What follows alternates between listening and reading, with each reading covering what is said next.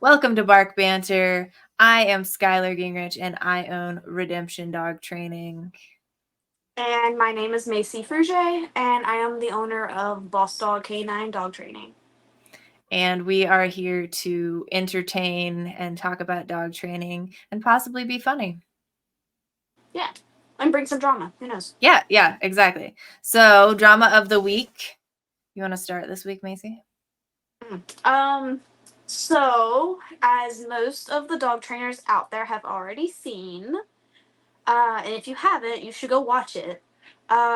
Zak George has posted some type of video, like as a pure positive trainer, force-free trainer, whatever you want to, positive reinforcement trainer, whatever you want to call him. I don't Or really know whatever what he calls himself. or whatever he calls himself. Um, about how to use leash pressure appropriately, and it just has ruffled some feathers among the entire industry. Some of it's good ruffles, some of it's not so good ruffles. Um, Basically, a lot of the balance trainers out there, I was like, "Welcome, Zak. Yep. Welcome.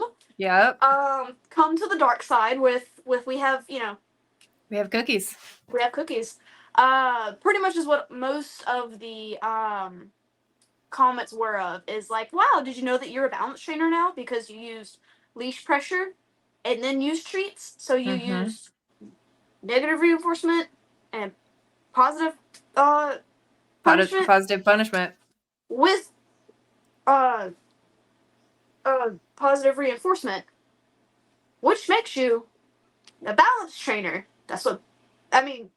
There's an idea about what balance trainers are. I feel like now that the industry has taken a turn in the last 10 years, there's a better definition of it. I would And a disagree better. with that. Really? I Yes. find that from whenever I first started, that people have more of an understanding of and more of a proper way of training versus, oh yeah, you just correct them and you just give them treats, um that's my understanding of it. Like, I'm kind of proud of where we are today in the dog training world versus where I started when, like, 10 years ago. Well, yeah, no, I agree with that. I'm saying that I think the definition of balance trainer has actually gotten more muddy as far Mm-hmm. as that goes, because now it's just you're a balance trainer if you use any type of aversives in your training. But like you said, if you're using leash pressure, that can be aversive to a dog. Petting can be aversive to a dog. And yeah, like I feel like the dog training industry has come like super duper duper far as like finding a nice balance in Yeah. like where we should be. But yeah, I think balance training has gotten a lot more muddled and like what it actually is, because a lot of us have learned the values of things like positive reinforcement Mm-hmm. and, emotions and changing emotions and dealing with stuff like that rather than just using force. Mm-hmm. And so I think that we are all on the same side. Like, when it comes right fucking down to it, we are all on the same side. We are all on the side of the dogs and the owners.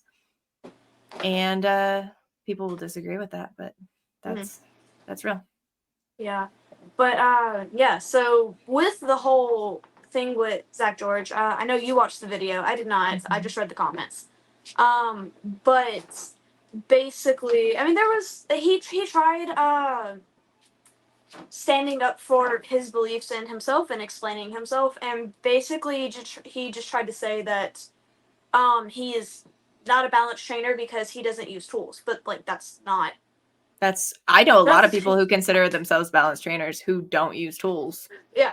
So, anyways, like, that's kind of where he left things off, and he kind of like joked around with some of the people and was like, "Oh, come on, guys, don't be so hard about it, and don't get your, pennies Oh, in a wad." really? Yeah, he Of was. all the people. But I mean, he did. I kind of am fine with him standing up for what he believes, but also I feel like he doesn't know enough. After some of the comments that he has made to other more successful, bigger trainers out there, to be able to understand even what he just did in that video. I'm I actually don't waiting for the know. video to be taken down. I just saw a video where he considered himself one of the top 5 most influential positive only, pure positive, whatever he describes himself as trainers in the world. That's quite a title to put there. I would actually agree with that. I feel like people know like 3 people that are like specifically positive. Yeah. I can only think of, well, actually, I can think of 4 people that are like well known in See, in that's the where I community. can't really comment on that because I don't look into other trainers. Right. Like, it's very rare that I will look into another trainer. It's probably because I just met them and I saw their methods and talked with them one on one and created a respect for them versus I follow them on social media. Oh my god! Like, to me, Zak George is kind I of feel that just way. a YouTube trainer. Yeah. And he's really good at social media, and that's why he's that popular. Versus, I mean, one of my absolute favorite positive only trainers lives right here in Louisiana, and she knows who she Right. is, and I talk about her all the time. And I mean, she was my mentor, and I think she's wonderful with what she does, and but I mean, you don't see her boasting it out there that she's the top 5 positive reinforcement trainers, and she's not super really good at social media. I mean, she is for her social media, but like Right. not the way that all these random trainers that are coming out of the wazoo are. You know, Yep. I didn't even know who Zak George was until he started having a conversation with Ivan. Yeah. I had to go do my research. I was like, "Whoa, hold on, who's causing Who is drama?" this guy who's just like Him. starting fights? Yeah, and Yeah. I feel like that's all he does. That's Yeah. how you're good on social media. And Mm. that's also something I want to put out there, like for anybody who thinks that like this part of our show is irrelevant or mean or whatever it is. As soon as dog trainers stop being passive aggressive on social media, we will get rid of this segment. Promise. I feel that's one thing that I learned getting more into dog training is it's so political. Oh yeah. And Like so it's passive so aggressive. It's political. so passive aggressive. Yes. Um It's passive aggressive. all right. So my dog trainer drama this week is actually something that I just kind of felt personally affronted about. I came across a video where she was talking about dressing your dog up for the holidays and like putting them in sweaters and stuff and like how they don't actually like that. Well, I have a pit bull mix asleep on the couch next to me. And this dog loves sweaters because he has almost no hair. And he requires them in the wintertime because it is cold here. Otherwise, he basically goes outside to pee and that's it. And like that is what he gets for outside time in the wintertime if I don't have a sweater on him. Does he And like he booties doesn't too? hate it. Actually, no. Okay. This I was one does wondering not because like it booties. snows up there, so It does. But Lucifer likes booties. interesting. Yeah. I mean, I've had a few clients, like dog wise, that seem to really enjoy having their clothes on. Yeah. Yeah. So to speak. I mean, there are some dogs that you have to like actually get them used to it. For him, I didn't. He just realized it was warm and he was like, this is great. This is great. But yeah, so and this is like a pretty influential person who like posted this video and was like, stop dressing up your dog for holidays and stop putting sweaters on them because they hate it. And like I understand where they are coming from with this comment of like we need to stop treating dogs like children in that way where like we need to like dress them up and show them off on social media, blah blah blah. I still agree do with that. But I Yeah. still do that with my dogs. You've seen it. I dress my dogs up. I put things on my dogs. My dogs are not my like human children. They are my children and I treat them as such with the same amount of like discipline and respect and like we are here for each other kind of thing. But also I'm the adult in this situation and like I decide how things are going to go. And if I want to dress up my dogs, honestly, it's better for them anyways. You snoring. But yeah, it's better for them anyways because they get that handling. They have random shit on them, which think about it, vet visits, they mess something up. They already know how to deal with things on them. I mean, you can even go as far to say that like that's the same thing as a dog having to put on a harness or a dog having to put on a collar. Yeah. Like if they, she's over here like, oh, don't dress your dogs up. Okay, cool. Well, then they don't need fancy collars. Like Absolutely not. they don't need fancy harnesses. Like, then what are you walking your dog with, bro? Like, They don't need any of those things. We do it I for mean, ourselves. And that's something you have to know that you're doing it for yourself. You're not doing it for your dog. You're doing it for you. I took my dog to see Santa Claus yesterday. You know what? I did that for me. He didn't care. Cute. He didn't care, but I did it. I love that picture, by the way. It's way better than last year's.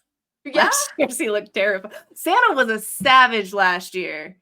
So I took him and he was not even a year old. He must have been like 10 months last year when I took him to see Santa. So I took him in, and it was in the pet store last year. So we took him in, and I like told him to sit, and I handed him to Santa, and Santa had this death grip on him. Like Lucifer was like his literal like face is like he's not going what nowhere. is happening? Yeah. So, but this year we went to Cabela's. And so I put him in the sit next to Santa, and I handed the leash to Santa Claus, and Santa Claus kept a loose leash on this one. So Lucifer does not look terrified. Oh my god. But yeah. I've always wanted to do that, but I never did. I wonder if I probably still could. Take Britta. I want to take all of them. At the same time? My dogs actually do very well, besides Baz. If I really work on it, Baz will. But all 6 of my dogs typically do very well just posing all together. Nice. If you go look at my website at bossdogk9.com, you can see a lot of my pictures of me handling multiple of them, or even just dogs like in a row. Like I think my cover photo is like them all laying side by side on a stool, and it's like a side view, so you can see like one head and then a head behind them and then head behind them and head behind them, and they literally just all stood there, and I held a ball up while the person taking the picture was like on the side taking their pictures. It was such a good picture. But like I mean, most of my dogs do very well for that. The puppy wouldn't. Baz at the time was not. She was very young for those pictures, so she's not in them. But I've taken like pictures with her with like client dogs in the last year. So like she's learned how to like have 5 dogs around her all in a downstay. Right. And, yeah.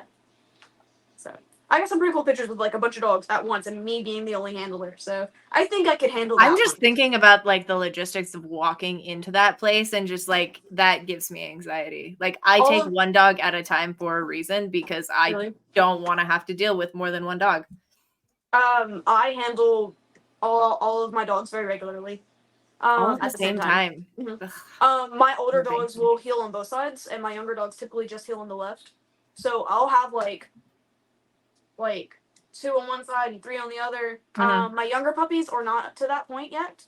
Like the newborn is not, and then at the time, whenever I was taking all these pictures, Baz was not, but Baz can do it now. Right. Yeah. Okay. All right. So our topic today is, and Macey wanted me to say this to people. We have a Facebook page. It is Bark Banter Podcast. And this is where you can vote for our next episode every week. So if you follow us, like us, share us, subscribe, whatever it is you do, we will have a poll on Facebook every week. And so this week, everybody voted for separation anxiety. Yep. It was actually the most liked one. I mean, obviously it was the most liked one, but I mean, like by far. Yeah. People wanted to hear this podcast. So I'm pretty excited to get this posted. No, people thought they wanted to hear this podcast. Is really, they thought they wanted to hear this podcast. They're not gonna like it, but it's fine. We might have to do a part 2. Yeah, we might have to do a part 2. Yeah, maybe we'll see. I don't know. We'll see how many comments we get on this. We might have to do a part 2 to the comments. Yeah, and answering questions. That's the other thing, is you guys can ask us any questions you want, and we'll answer them as best as we can. Yeah. So on one of the polls we put was a Q&A. So if you comment whatever questions you have, if that's the topic we're gonna do for that week, if you're, like I said, if you're actively following us and you see us comment, what are some questions you have about training? We will go through all of those questions. Yeah, we might have to break it up. depending on how lengthy these subjects get, and we will answer them. For sure. All right. Separation anxiety. Who wants to go first? You want me to go first? Okay. All right. Separation anxiety is something that a lot of dog owners deal with. I do not specifically take dogs who have only separation anxiety in my program for the simple fact that it is 95% the owner's fault that the dog has separation anxiety to begin with, and getting people to change their behaviors in the way you need to actually like get a dog over separation anxiety is a really hard thing for some people to do. So I don't take only separation anxiety cases in my programs for that reason. I mean, I do, but I do everything else with the dog. Like I won't just work on separation anxiety. Right. So but you do obedience in your programs. Yeah, I mean, we went over that last week. But yeah. I fix everything through obedience. Right. But I mean, you don't fix everything through obedience, but like you do obedience in your programs, which gives you a reason to actually bring separation anxiety dogs into your program. Yeah, I do. I mean, last session, I actually just brought this dog home. She was so bad with her separation anxiety that she would scream all day long. And she actually learned how to use her body to scoot her crate all the way from the kitchen, like or far, like closest to the kitchen that they could be in their hallway, all the way to the front door. Every day. She would tear things up through her kennel. She would tear up the wall. I think she tore up the wall. I know she tore up the couch. And every day they had to like scoot her kennel back. It was just something that she, as soon as they left, she would start and she would not stop. They had a camera on her the entire time. Having her here was hard. Yeah. Every time we left the house, and we walked in and out the house all the time. I could walk outside just to go work with another dog, and she would start her screaming. Okay. Honestly, separation anxiety dogs, they're so stressful having an board and train. So stressful. Especially for the board and train like me, where most of the dogs, give or take which dog it is and what the issue are, they will stay with me in my house. We do have the dog kennel as well. That we have like kennel runs in, but again, like I either trade dogs in and out and they do stay with me in my house, or if that is their main issue and we're doing a lot of crate training and schedules, they will stay in like the house and the dog room to work specifically on those things outside of just a dog who just needs obedience or just not just has a behavioral issue, depending on what the behavioral issue is. Okay. But yes, that was the dog we recently went into. We can switch back over to you, and you can explain what you want. And I can touch back on how I fixed that later. Actually, I have a story about this. I would love it. I think we should incorporate stories. No, and this isn't a client story. This is a personal story, actually. Okay. So I, at 18, I got Coconut, my first dog. And then at 19, I got Zeus, my second dog who recently passed. Okay. So from 19 until, how old was I? 21, I think, or 22. I don't remember how old I was when I joined the army. But anyways, I had this dog. I ended up joining the army, so he stayed with my mom. And he got really attached to my sister. And so when my sister went to college, she took him with her. And during this time that he was with her in college, he got really bad separation anxiety. Like was eating like the paneling off the doors. Was this your older dog? Yeah. Like the one I met? Yeah, the black one. Yeah. So while he was with her, so he must have been like 5 through 8 ish.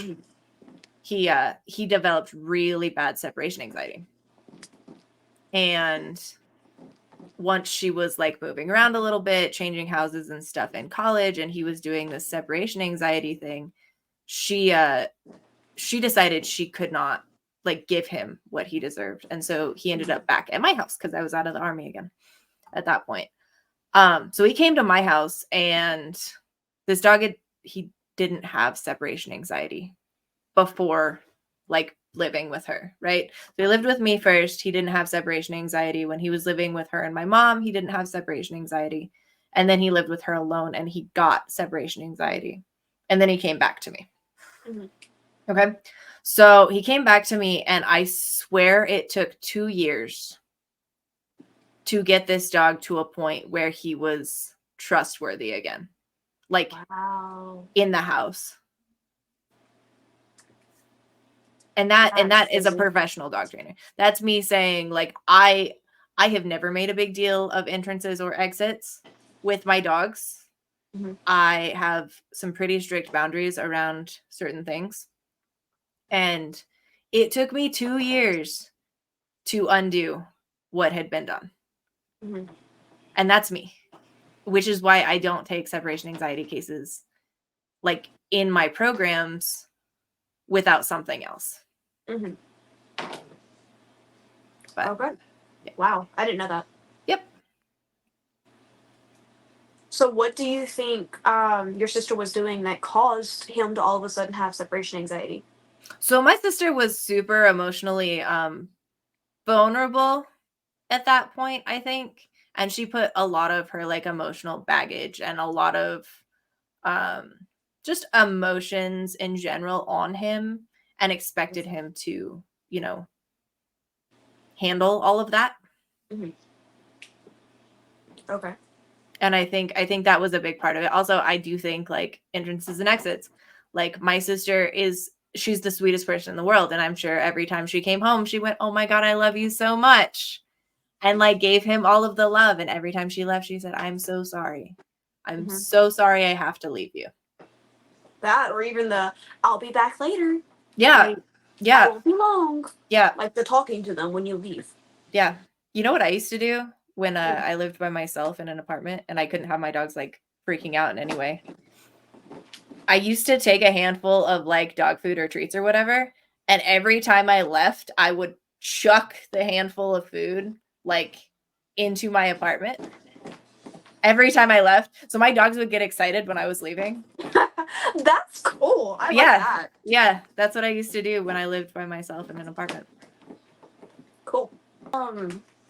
So yes, so I personally have never dealt with separation anxiety with any of my own dogs. Mm-hmm. I do think that is because I've raised them whenever they're puppies, and I personally have a habit of not getting attached to puppies when I get them. I don't know what it is, but I almost have to have the dog for like a year before there's any emotional connection there for me. It's just something personal. Not everybody's like that. Everybody else loves puppies, and that's cool. I'm just not a puppy person, I guess. Not saying I don't love puppies that I can train and then give back, you know. But yeah. So everything's like super not emotional for me as puppies. So therefore, not big on entrances. I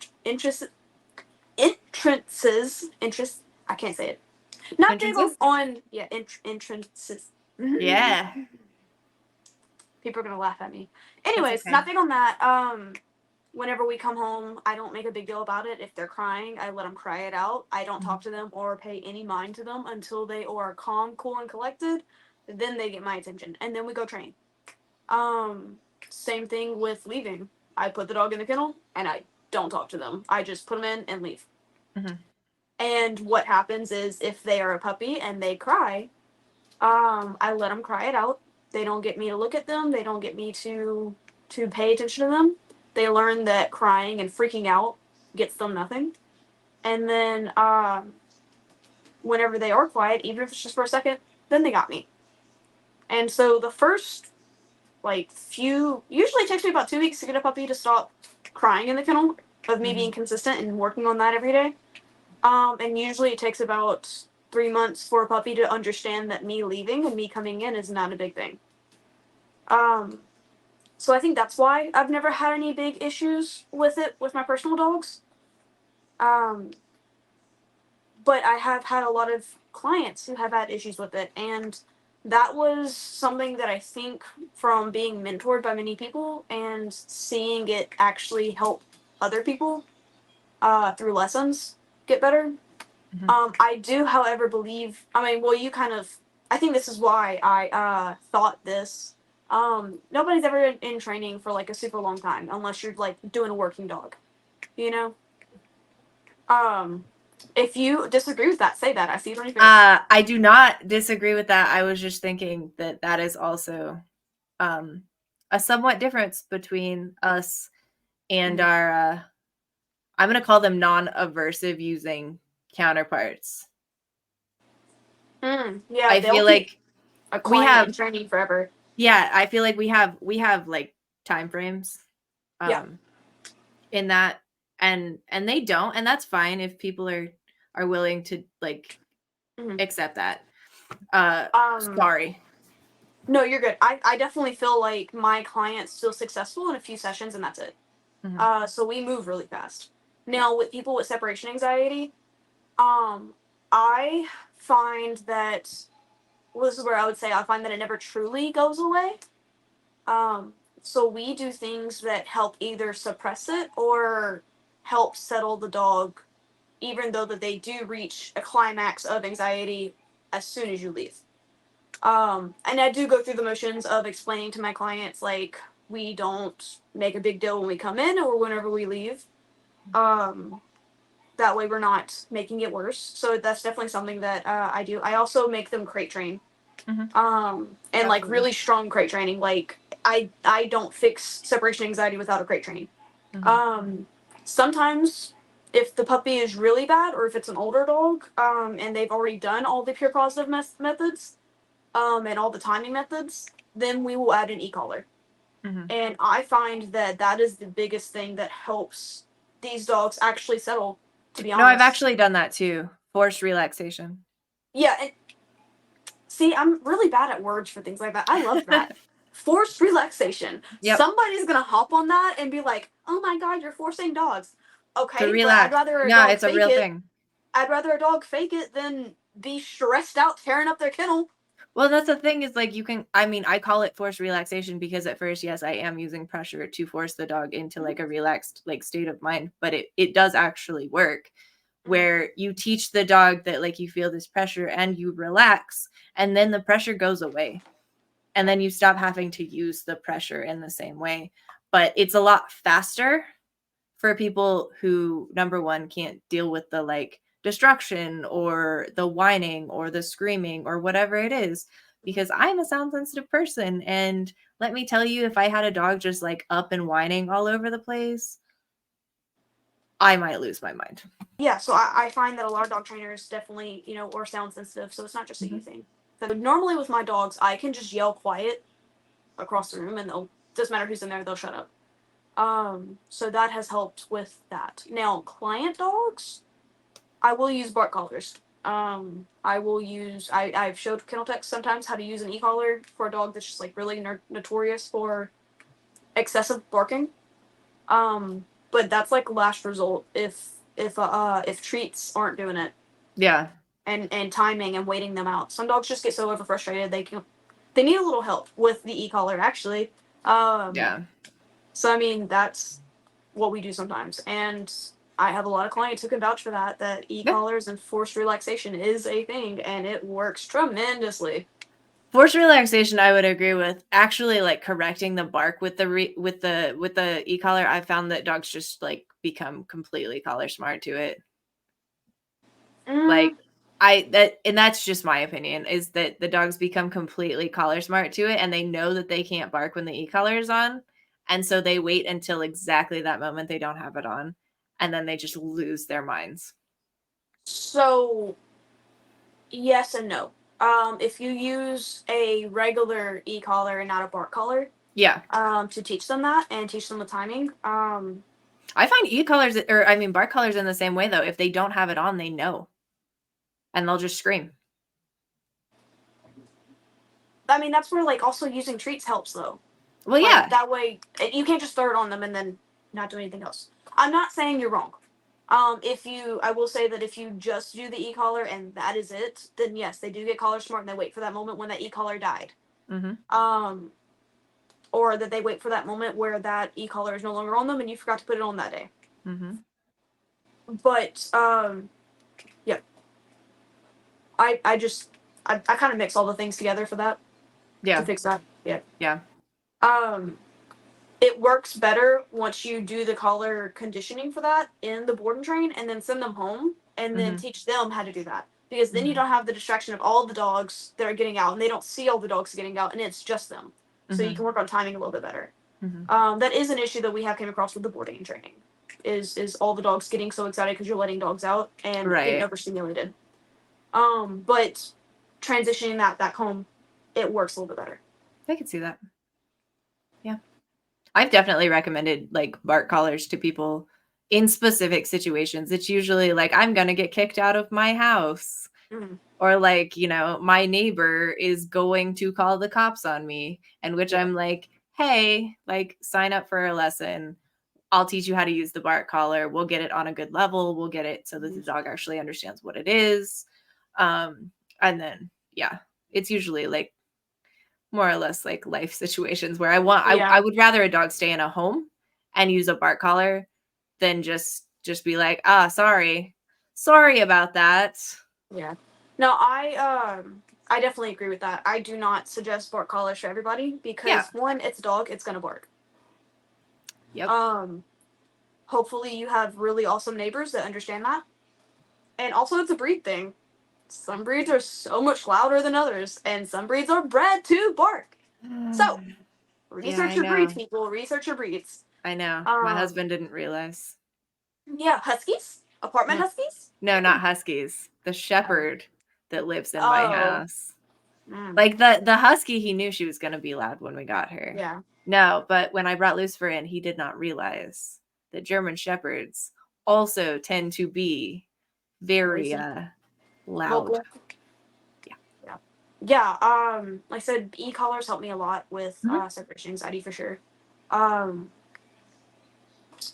I do agree that it is mostly the person's fault. Mm-hmm. Uh, that I. Why do you think that is? Why do you think it's emotions, or do you think like is it? Can we point out some things for people to be like, hey, don't do this? So yeah, don't make a big deal of when you come home or when you leave. I think we've pretty much Covered that pointed one. that out pretty well. The other thing is be aware of the amount of emotional support your dog is like providing to you. The Mm, amount of time that you feel like they have to be near you. If you're encouraging your dog to always be on top of you, always be around you, always be like in your business, and they have to be actively interacting with you, like you are encouraging separation anxiety. That's what yeah. it is.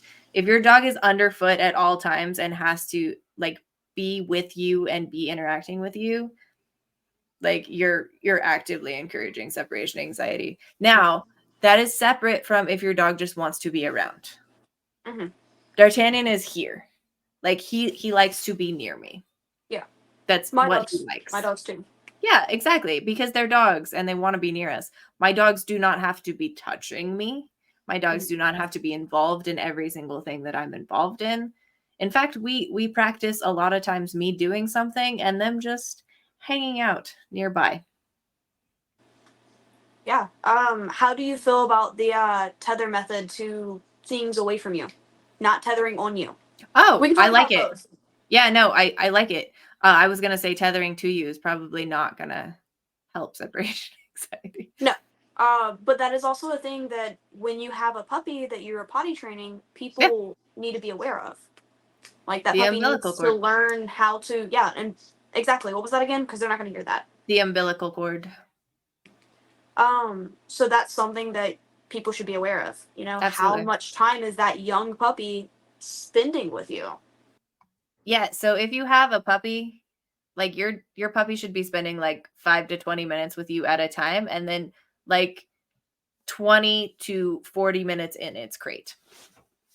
But it And like just being like an on and off. Skyler? Yeah, exactly. Okay. It's just been a whole lot of time either like tethered to something else Mhm. or in its kennel or in its X pen or in whatever it is. It does not need to be attached to you 24/7. You know what we should do to pop off of this podcast? Mm-hmm. We should make a chart, like a graph. You can make a graph. I need your help on that one because I I don't am have not the making idea a of how to find graph. these. Yeah, but that's the thing. If people want graphs, they can just hire us. That is true. I was just thinking it'd be fun to be like, look at this. All right. Comments? Yeah. So the I agree with that. Like your puppy does not need to be spending all day with you. It doesn't need to be spending all day with other dogs either. Do you agree Yes. that a dog can have separation anxiety to other dogs? Absolutely. Absolutely. You find this a lot in like I would say 2-dog households. Yes. If you have more than 2 dogs, they actually tend to not have as much of a connection to each other. But like 2-dog households, and this is a whole topic that we will talk about because I have feelings on it. But like 2-dog households, they tend to get separation anxiety from each other. Mhm. Yeah, definitely. My grandma has one. She's gonna watch this and be like, Macey. We'll talk about her. So her dog Rudy specifically cannot go anywhere without Sadie, and Sadie cannot go anywhere without him. Sadie, however, has no separation anxiety to him. Mm-hmm. It's just Rudy. Like if Sadie's not in there, he's literally like having a meltdown and shaking. I, however, do not really think it's littermate syndrome, and we'll have a whole nother episode Yep, on. we're gonna have an episode on this on littermate syndrome. Yeah. Do you feel that separation anxiety and littermate syndrome are completely separate just for this podcast? Not like us talking about it, but like just for Completely separate? No. Okay. Like Do you I think they think have both? yeah, absolutely. Yeah. And yeah, absolutely. Dogs can have separation anxiety from other dogs and from people. And honestly, like from certain environments, even. Like being away from home? Yeah. I can see that. Yeah. Yeah, I mean, I never considered it that. I would always chop it up to not being socialized outside of their normal environment. Right. But I can see that having the same effects as separation anxiety. I would say they're all connected in that way. Like dog trainers really enjoy labeling things in a very like specific thing where like, okay, your dog has separation anxiety or whatever it is, when in reality your dog actually has a whole slew of things. Yeah. Yeah, I definitely think a dog can have multiple issues. Mm-hmm.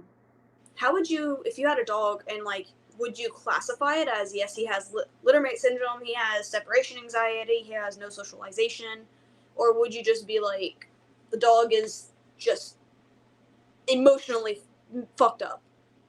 Yeah, that's kind of where I would go with it. I would just be like, this dog has almost no confidence in its life. And let's start there. Gotcha. So what is your advice to the people out there that have a 2-dog household? That have a 2-dog household? Mm-hmm. We just talked about all the things that we do with people to avoid separation anxiety. What would you do with trying to avoid separation anxiety in dogs? One-on-one time with your dogs. Mm-hmm. Like spend time with each one of your dogs separately. Train with your dogs separately. Like you need to create a separate bond between you and each dog. Because if it's always you training 2 dogs at the same time, your bond is with both dogs. So going off of, keeping them separate, the 2 dogs in household, would you give somebody the advice to kennel them separately? Oh, absolutely. Yeah. What about opposite rooms or just like in separate kennels away from each other or what? It depends on how bad it is. Like, honestly, it depends on how bad it is. And because I have 2 that they go in the same kennel. Mm-hmm. They So do I. like they go in the same kennel during the day. Now, I will say I have a crate inside of their kennel. So like D'Artagnan has his own little separate space when he wants it. But yeah, it depends on how bad it is and how much like it bothers them. If you're afraid that like one dog is going to die and your other dog is going to die out of stress, then yes. Like you need to get them probably at least on opposite sides of the room so they can't see each other. Yeah. Yeah, I mean, I definitely agree with that. I have one client right now that I am telling him when they go home they need to be kenneled completely in opposite rooms. The male, the older one, doesn't seem nearly as, and is that something else you've seen? Like older dogs that were raised by themselves, do you also see them not nearly as attached as the younger dog that they get as the second family member? It actually seems to depend on the emotional fortitude of the dog specifically. Okay. So like the weaker personality dog tends to be the one that has the worst connection issues. I would love to hear your side of it. I can give a little bit more into like dogs that I fixed if you want to go into that. With dogs or with people? Separation anxiety? What? Yeah. Separation anxiety from dogs or from people? Or both? Just separation anxiety. Just separation in general? Anxiety. Yeah. Okay. I find that having like an actual very specific schedule for a dog who has separation anxiety, I can't speak, helps them a lot. So having a really, really set schedule, this happens, this happens, this happens, this happens, this happens. They know exactly what's going to happen. Yeah.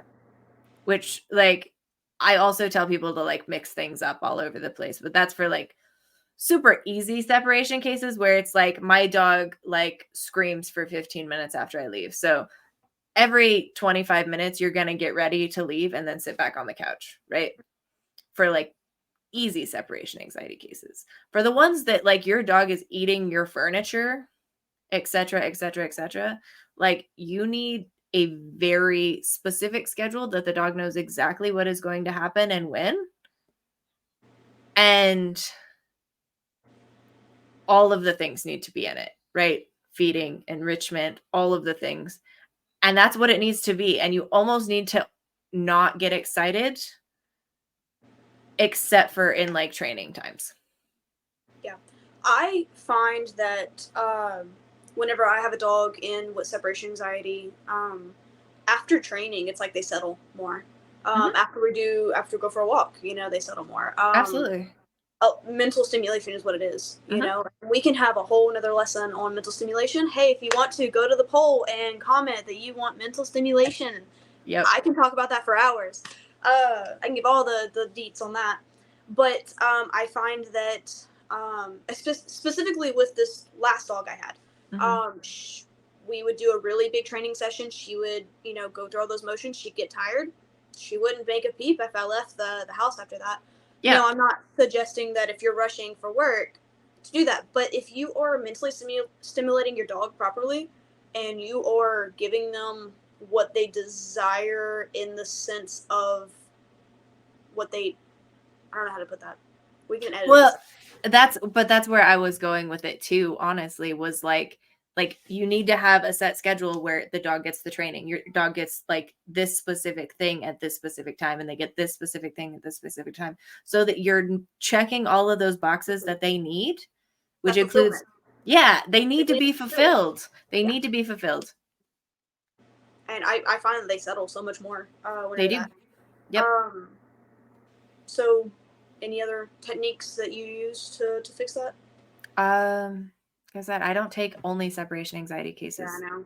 So for me, like the biggest part of my program is fulfillment. I think fulfillment, and I think having like a set schedule, a set structure for your dog, and only having like super big emotions in the time where it is appropriate. Yeah. We're on the same. We are on the same schedule.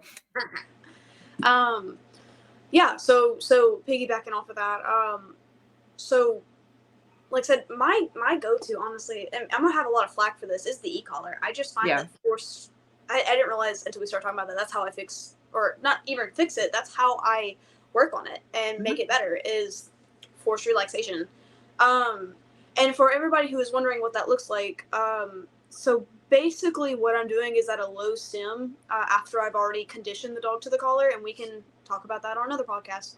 I am having the dog wear the e-collar while I leave, and I will sit outside whatever the threshold is before the dog starts crying or tearing up the kennel or trying to get out, and I will just sit there and I'll go boop, boop, boop, and that's me making noise. By the way, that's not the collar beeping. I do not use a beep collar.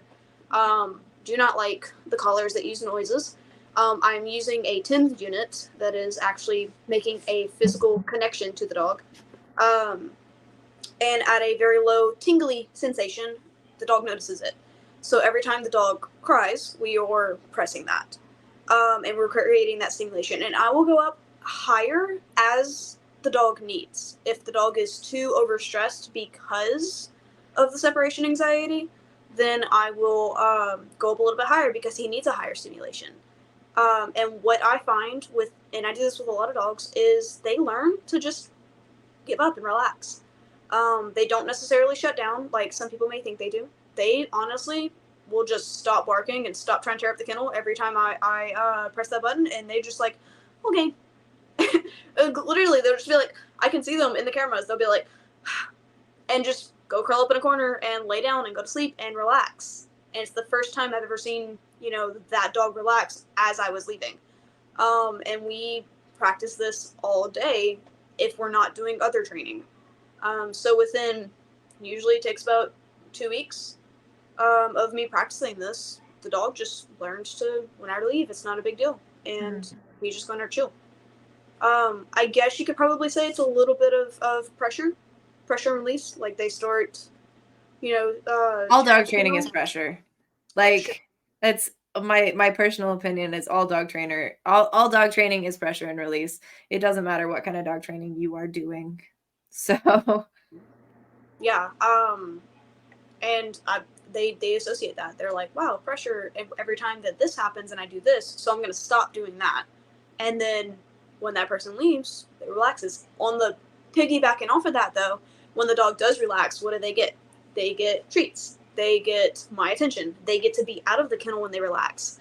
Like, it's not like I'm just leaving and pressing the collar and only using the collar. So now they're getting rewarded in all the things that they want, which is me. Mm-hmm. Another thing that I find, I want to ask you about, do you find that separation anxiety travels?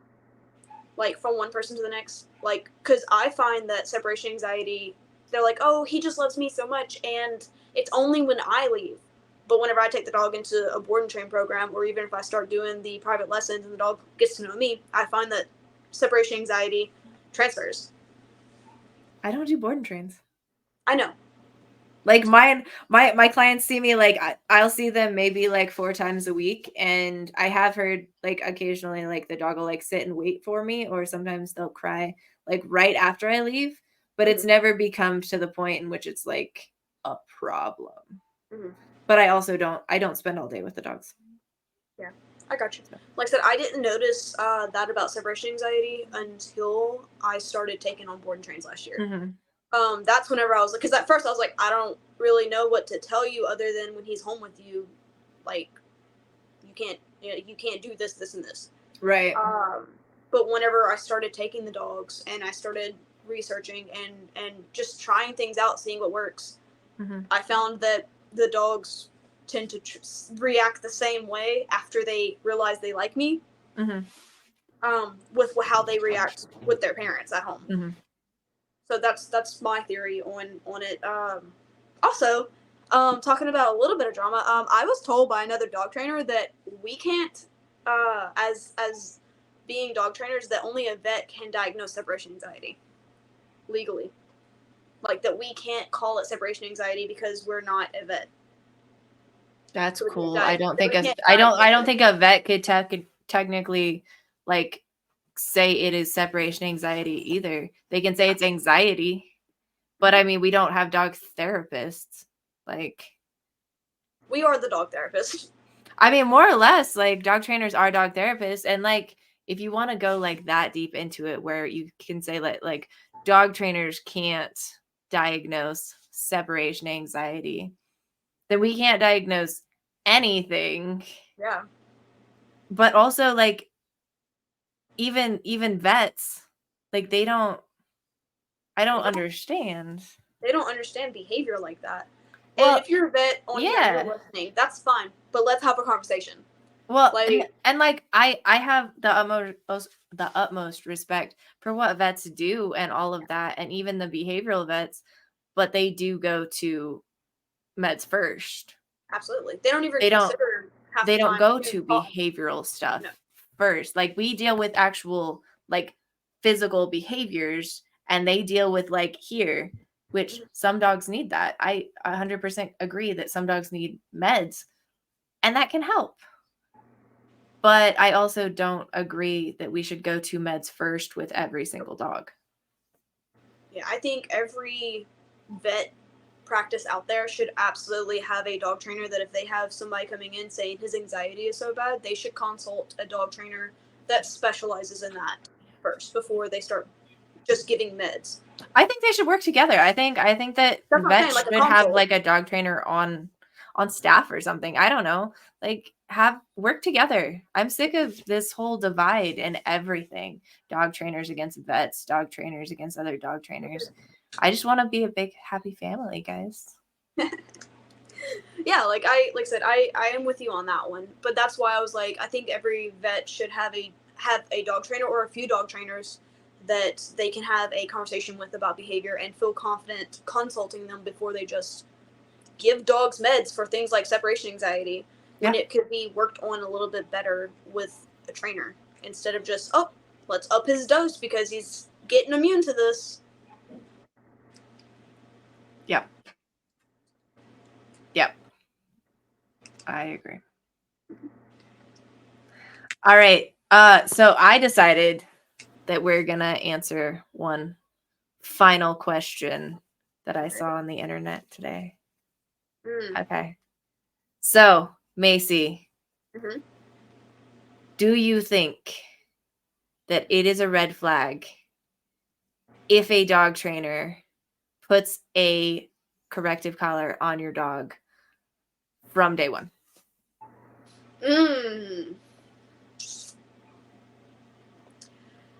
I'm going to say, and she didn't, the girl that I saw this from, she was talking about red flags.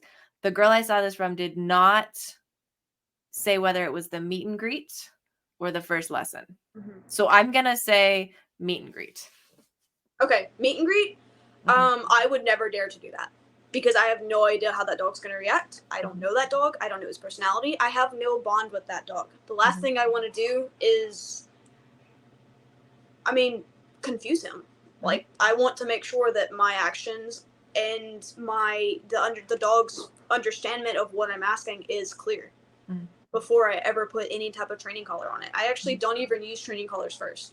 I figure the dog's personality out first. I figure out how touchy they are first, and then I decide what type of training collar they need. And then from there, after I've already taught the dog with treats and with toys and with praise and my affection and building a bond to where they can trust me to handle this process, then I will add any type of e-collar or prong collar or martingale, slip lead. Even halties can be aversive if in a training tool if needed. So, then I'll start adding in training tools and conditioning them to them.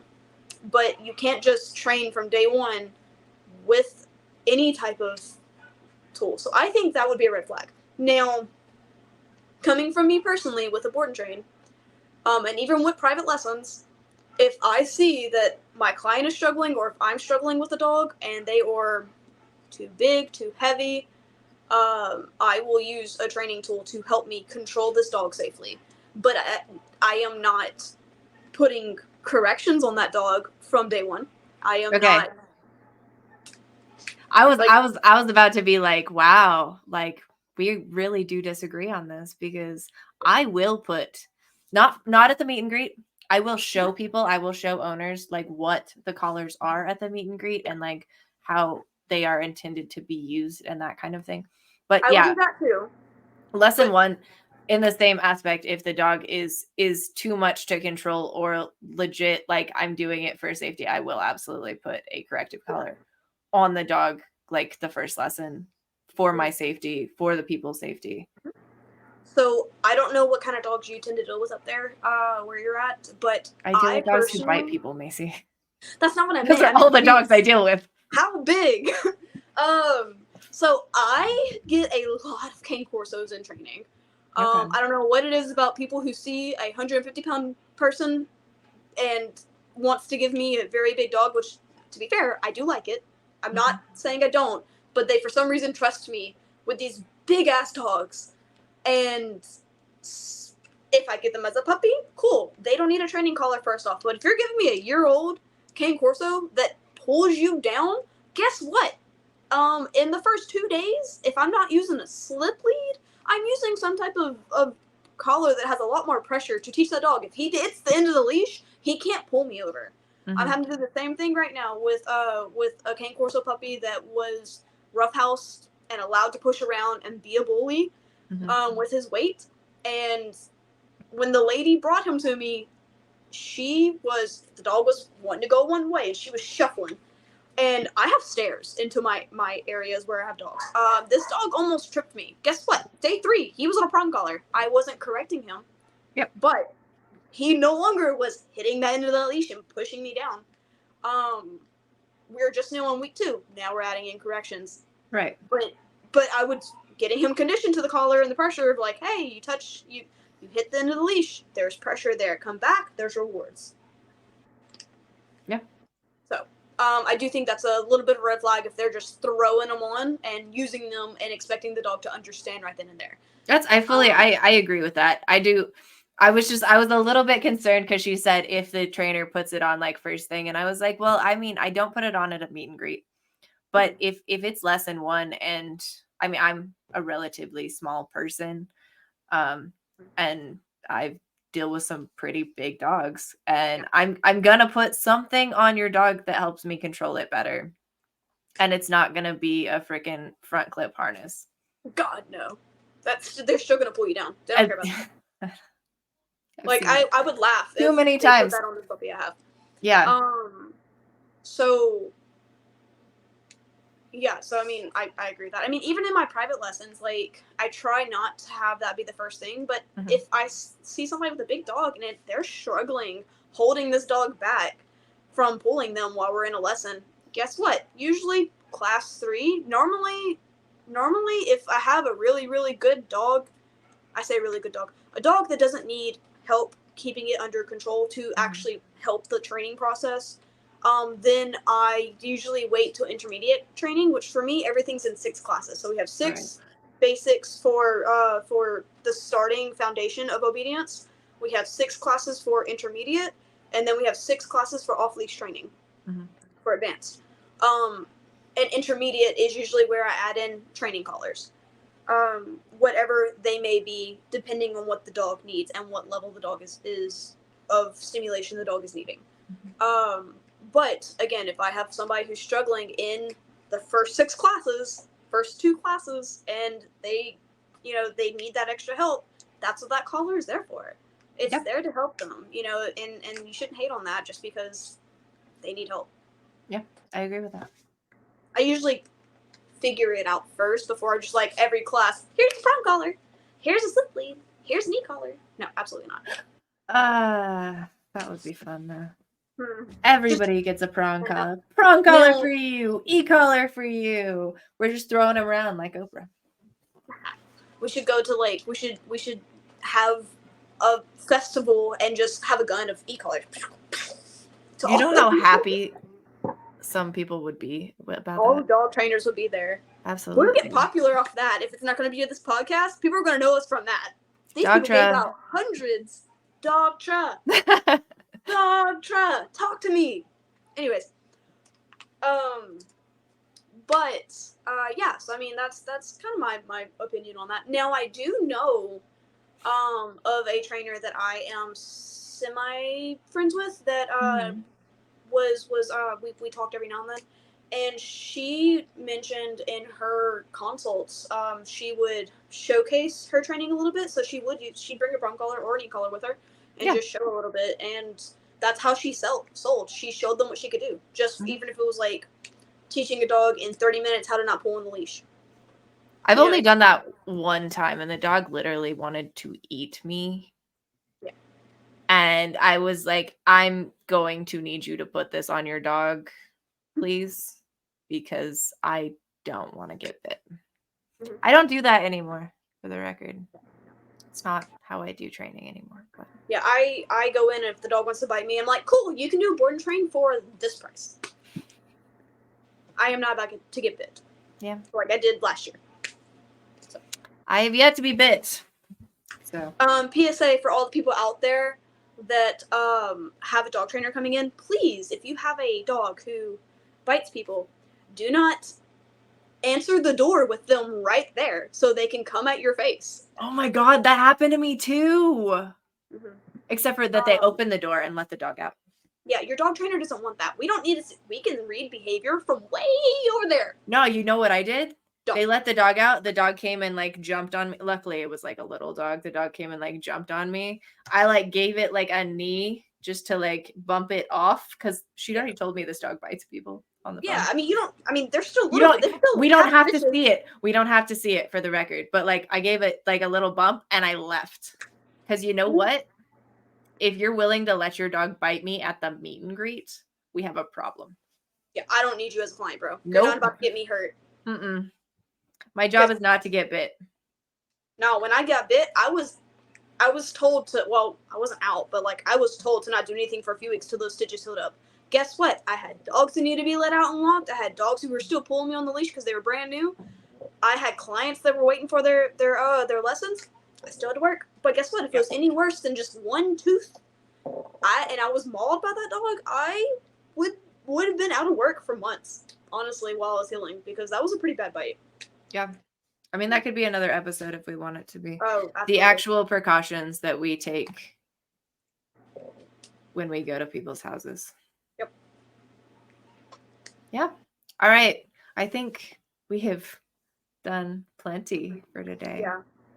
Yeah. If anybody else has any questions about separation anxiety or have any points to make, we can make a second episode on just separation anxiety, since there was so much interest on this topic. Yeah. But the other thing about this podcast that people should probably know is that we are not good at staying on topic. Like if you're looking for somebody who's just going to tell you this is how you do something, I'm pretty sure if you're looking on the like more positive side, Susan Garrett does a podcast where she just tells you exactly what to do for things. And then Tom Davis also has his podcast. I love his e-collar. Well, and his podcast literally is like, this is how you do this thing, like almost exactly. So ours is more of a rambling. Yeah, I feel like we talk more about like the opinions and the way we train and or ideas on things. Ours is more to just show people that there are different opinions on things, and this is not like, we're not here to be like, this is the absolute way that you do this thing.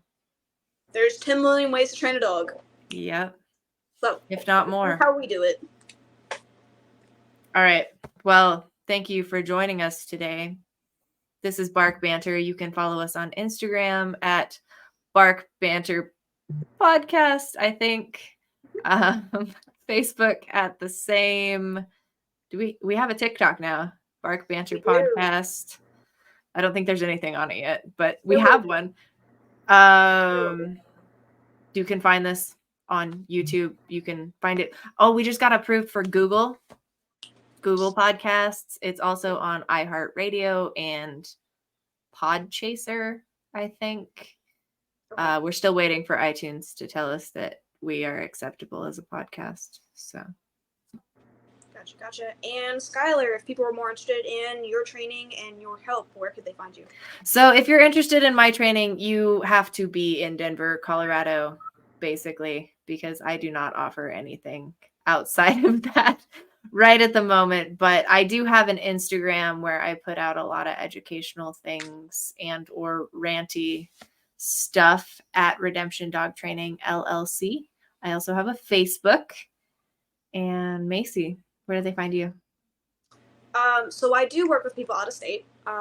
Whether you ship your dog to me or you want to pay for my time and to fly me out there, I absolutely will. You can find me on the internet at BossDog, BossDog K9, that's the letter K, number 9.com. You can also find me on Facebook at BossDog K9 Dog Training. I am more active on those two. I am less active on Instagram, I will say that, but you can also find me at BossDog K9 _ dog training. All right. We don't have a sign off. We don't. So. Bark at you later. I don't know.